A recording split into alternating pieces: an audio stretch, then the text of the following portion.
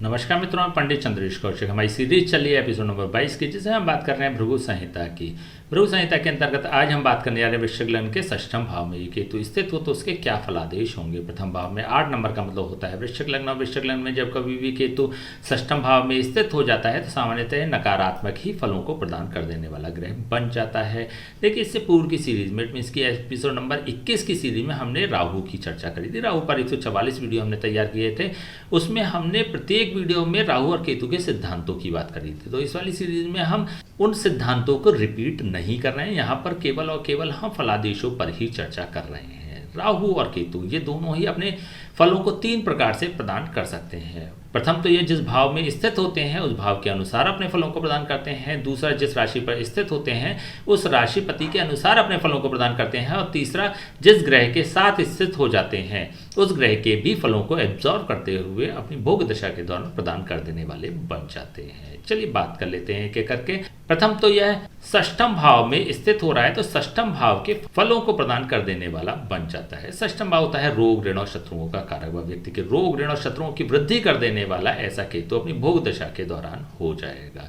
देखिए, केतु का एक स्वभाव होता है जिस भाव में भी अकेला स्थित हो जाता है उस भाव के कंटेंट्स को अत्यधिक बढ़ा देने वाला भी बन जाता है। तो यहाँ पर रोग, ऋण और शत्रुओं की वृद्धि कर देने वाला ऐसा केतु हो जाएगा। केतु से संबंधित रोग होने की यहाँ पर व्यक्ति को संभावनाएं बढ़ जाती हैं। किडनी से संबंधित समस्या हो सकती है, प्रोस्टेट से संबंधित समस्या हो सकती है, यूट्रस से संबंधित समस्या हो सकती है, अथवा यूरिन इन्फेक्शन से संबंधित भी समस्याओं को यह प्रदान कर देने वाला यहाँ पर बन जाएगा। तो ओवरऑल ये देखें तो षष्ठम भाव में जब कभी केतु स्थित हो जाता है तो नकारात्मक ही फलों को प्रदान कर देने वाला बन जाता है। लेकिन षष्ठम भाव नौकरी का कारक भाव भी माना जाता है, तो उच्च पदस्थ नौकरी भी यह प्रदान कर देने वाला व्यक्ति के लिए हो जाएगा।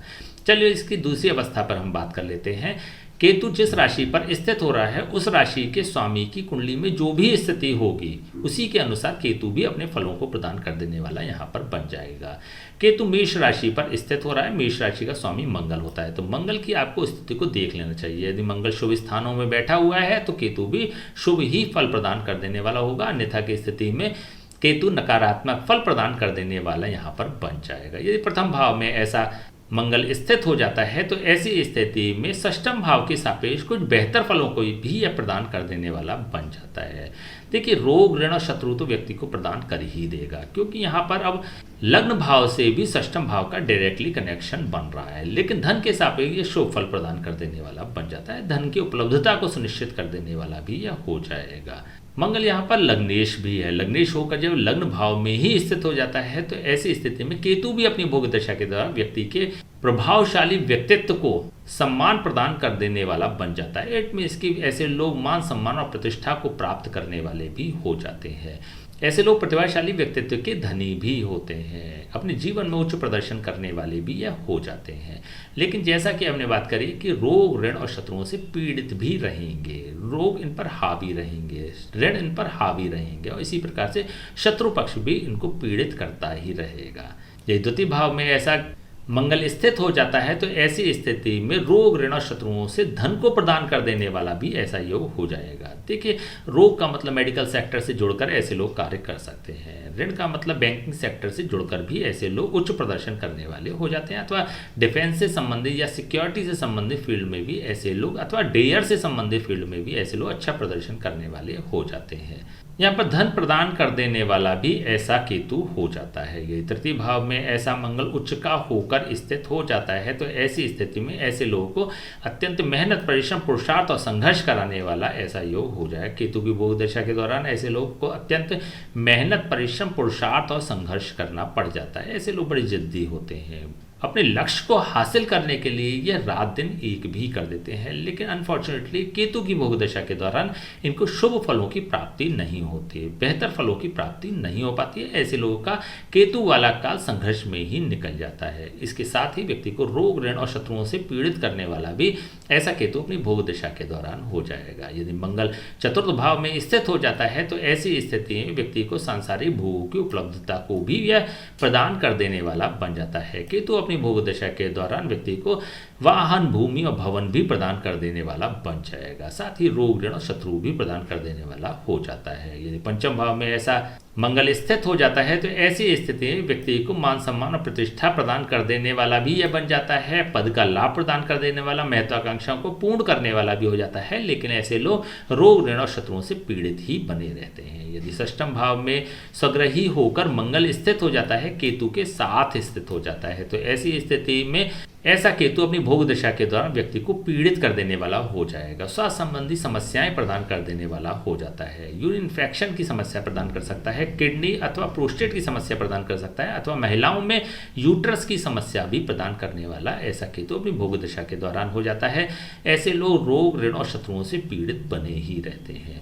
तो इस प्रकार से यह केतु व्यक्ति को नकारात्मक फलों को प्रदान कर देने वाला बन जाता है, लेकिन नौकरी के सापेक्ष यहाँ पर उच्च फलों की प्राप्ति हो जाती है। ऐसे लोगों की ऐसे समय में नौकरी लग सकती है। केतु की भोग दशा के दौरान प्रमोशन भी हो सकता है, उच्च पद को प्राप्त करने वाले भी ऐसे लोग हो जाएंगे। यदि सप्तम भाव में ऐसा मंगल स्थित हो जाता है तो ऐसी स्थिति में केतु अपनी भोग दशा के दौरान जीवन साथी को भी रोग प्रदान कर देने वाला बन जाता है, रोग से पीड़ित कर देने वाला भी बन जाता है। ऐसे लोगों को दाम्पत्य सुख के सापेक्ष भी पीड़ित कर देने वाला हो जाएगा। इनके अपने जीवन साथी से म्यूचुअल अंडरस्टैंडिंग की कमी भी रह सकती है, तो इस प्रकार की संभावना को ये प्रदर्शित कर देता है। जीवन साथी को भी केतु से संबंधित रोग होने की यहाँ पे आशंकाएं बनी ही रहती हैं। यदि अष्टम भाव में ऐसा मंगल स्थित हो जाता है तो ऐसी स्थिति में केतु अपनी भोग दशा के दौरान व्यक्ति को दुख विपत्ति और परेशानियां प्रदान कर देने वाला हो जाता है, पीड़ाएं प्रदान कर देने वाला हो जाता है, कार्यों में अवरोध और समस्याएं प्रदान कर देने वाला भी बन जाएगा। केतु की भोग दशा के दौरान ऐसे लोगों को अत्यंत संघर्ष का सामना करना पड़ जाता है। यदि नवम भाव में ऐसा मंगल स्थित हो जाता है, नीच का होकर स्थित हो जाता है, तो केतु भी अपनी भोग दशा के दौरान व्यक्ति को अत्यंत विध्वंसकारी प्रभावों को प्रदान कर देने वाला बन जाएगा। ऐसे लोग अपने रोग ऋण और शत्रुओं से पीड़ित रहते हैं, भाग्य की हानि कराने वाला भी यह बन जाता है। इसी प्रकार से ऐसे लोगों के कोई नए कार्य की शुरुआत कराने के पश्चात उसमें बड़ा नुकसान कराने वाला भी यह बन जाता है। ऋण के डूबने की यहाँ पर संभावनाएं बढ़ जाती हैं। यदि दशम भाव में ऐसा मंगल स्थित हो जाता है तो यहाँ पर भी नकारात्मक ही फलों को कुछ प्रदान कर देने वाला यह बन जाता है। यदि ऐसे लोग सेवा के कार्यों से जुड़कर कार्य कर सकते हैं तो अत्यधिक सफल हो जाते हैं। रोग ऋण और शत्रुओं से संबंधित कार्य करते हैं, इट मीन्स की मेडिकल सेक्टर, बैंकिंग सेक्टर अथवा डिफेंस सेक्टर से संबंधित कार्य करते हैं तो अत्यधिक सफल हो जाते हैं। अन्यथा ऐसे लोगों को नुकसान भी उठाना पड़ जाता है। यदि एकादश भाव में ऐसा मंगल स्थित हो जाता है तो ऐसी स्थिति में केतु अपनी भोग दशा के दौरान व्यक्ति को लाभान्वित करने वाला भी हो जाएगा। ऐसे लोगों को रोग ऋण और शत्रु भी प्रदान करने वाला हो जाता है, आय के अन्य स्रोतों का निर्माण करने वाला हो जाता है, लाभान्वित करने वाला हो जाता है। ऐसे लोगों की कुछ इच्छाओं को पूर्ण करने वाला भी यह बन जाता है। यदि द्वादश भाव में ऐसा मंगल स्थित हो जाता है तो ऐसी स्थिति में बाहरी क्षेत्रों से ऐसे लोगों को लाभान्वित कर देने वाला ऐसा केतु बन जाता है। विदेश, विदेशी भाषा, विदेशी करेंसी, विदेशी लोग, विदेशी कंपनी अथवा किसी एमएनसी कंपनी के साथ मिलकर भी ऐसे लोग उच्च प्रदर्शन को करने वाले हो जाते हैं। ऐसे लोगों के व्यय को बढ़ा देने वाला और हानि की संभावनाओं को भी प्रबल कर देने वाला ऐसा केतु अपनी भोग दशा के दौरान हो जाएगा। अपने शहर से बाहर अथवा अपने प्रदेश से बाहर जाकर ऐसे लोग कार्य करते हैं तो यह केतु अत्यंत शुभ फलों को प्रदान कर देने वाला यहाँ पर बन जाएगा। चलिए अब बात करते हैं इसकी तीसरी अवस्था की। केतु के साथ यहाँ पर कोई अन्य ग्रह युति संबंध बनाकर बैठ जाता है तो फिर किस प्रकार के परिणाम होंगे। मान लीजिए कि यहाँ पर केतु के साथ सूर्य स्थित हो जाता है। सूर्य यहाँ पर दशम भाव का स्वामी हो रहा है, व्यक्ति को अत्यंत नकारात्मक फलों को प्रदान कर देने वाला बन जाएगा। ऐसे लोगों को प्रोफेशनल लाइफ में अत्यंत पीड़ाएं प्रदान कर देने वाला भी बन जाता है। ऐसे लोगों को केतु की भोग दशा के दौरान प्रोफेशनल लाइफ में नुकसान भी उठाना पड़ सकता है, नौकरी भी जा सकती है, बिजनेस बंद हो सकता है। तो इस प्रकार की नकारात्मक संभावनाओं को भी यह प्रदर्शित कर देने वाला हो जाता है। चंद्रमा स्थित हो जाता है तो चंद्रमा यहाँ पर नवम भाव का स्वामी हो रहा है। नवम भाव का स्वामी होकर जब केतु के साथ षष्ठम भाव में स्थित हो जाता है तो भाग्य की हानि करने वाला भी हो जाता है। किसी नए कार्य में ऐसे लोगों को बड़ा नुकसान भी उठाना पड़ सकता है। केतु और चंद्रमा का जब कभी भी युति संबंध बनता है तो यह चंद्र ग्रहण का निर्माण कर देता है। तो ऐसी स्थिति में व्यक्ति को स्ट्रेस, टेंशन, एंजाइटी भी प्रदान कर देने वाला ऐसा चंद्रमा बन जाता है। केतु से संबंधित रोग होने की संभावना भी यहाँ पर बढ़ जाती है। चंद्रमा से संबंधित रोग होने की भी यहाँ पर संभावनाएं बढ़ जाती हैं। ऐसे लोग को एंजाइटी के कारण भी डिप्रेशन का शिकार होना पड़ सकता है।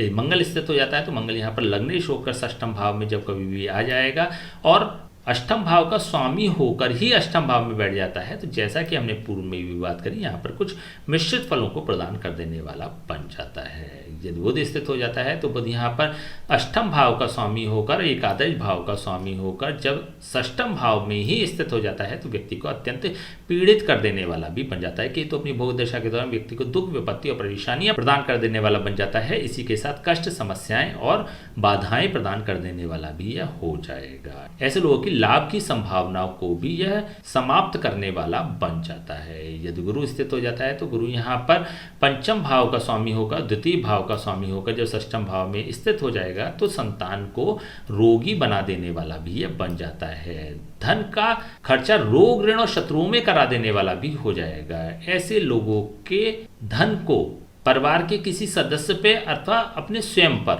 व्यय करा देने वाला भी बन जाता है। विशेष रूप से संतान पक्ष से ऐसे लोगों को हानियां उठानी पड़ सकती हैं, धन संबंधी हानियां उठानी पड़ सकती हैं।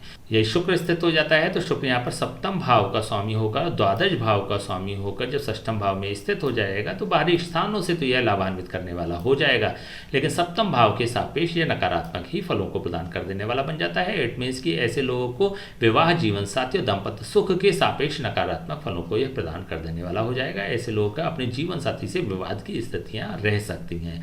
ऐसे लोगों के जीवन साथी बीमार रह सकते हैं।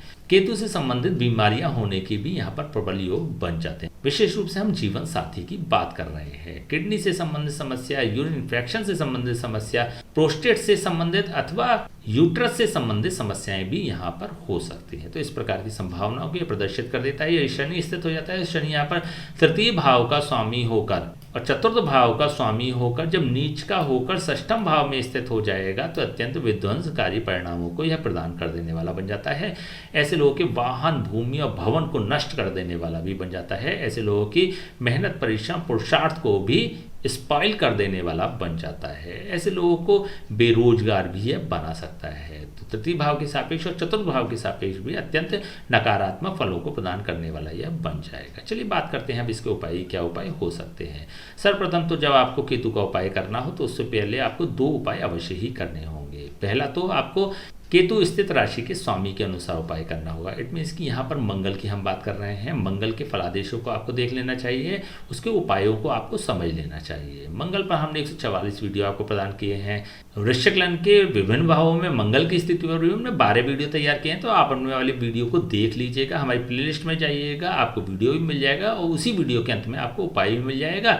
आवश्यकता होने पर वह उपाय भी कर ले। तत्पश्चात आपको यह देखना है केतु के साथ यहाँ पर कोई अन्य ग्रह स्थित तो नहीं है। यदि कोई अन्य ग्रह स्थित होता है तो फिर आपको उसके भी फलादेश हमारे चैनल की प्लेलिस्ट में जाकर देख लेने चाहिए। बेसिकली सूर्य से लेकर राहु तक प्रत्येक ग्रह पर हमने 144 वीडियो आपके लिए तैयार किए हैं, तो आपने वाले वीडियो को देखिएगा, समझिएगा, आवश्यकता होने पर उससे संबंधित उपाय भी कर लीजिएगा। तत्पश्चात ही आपको केतु का उपाय करना चाहिए। केतु के लिए बुधवार से प्रारंभ करें। अपने भोजन की थाली में से एक रोटी निकालकर अलग रख दें। भोजन करने के पश्चात वह कुत्ते को प्रदान कर दें। यदि आप ऐसा नियमित करते हैं, रेगुलर करते हैं, तो फिर केतु आपके लिए अत्यंत शुभ फलों को प्रदान कर देने वाला भी यहाँ पर बन जाएगा। ठीक है, तो चलिए आज हमने बात करी वृश्चिक लग्न के षष्ठम भाव में केतु स्थित हो तो उसके क्या फलादेश होंगे। नेक्स्ट वीडियो में बात करेंगे वृश्चिक लग्न के सप्तम भाव में केतु स्थित हो तो उसके क्या फलादेश होंगे। तब तक के लिए हमें आज्ञा दीजिए। नमस्कार।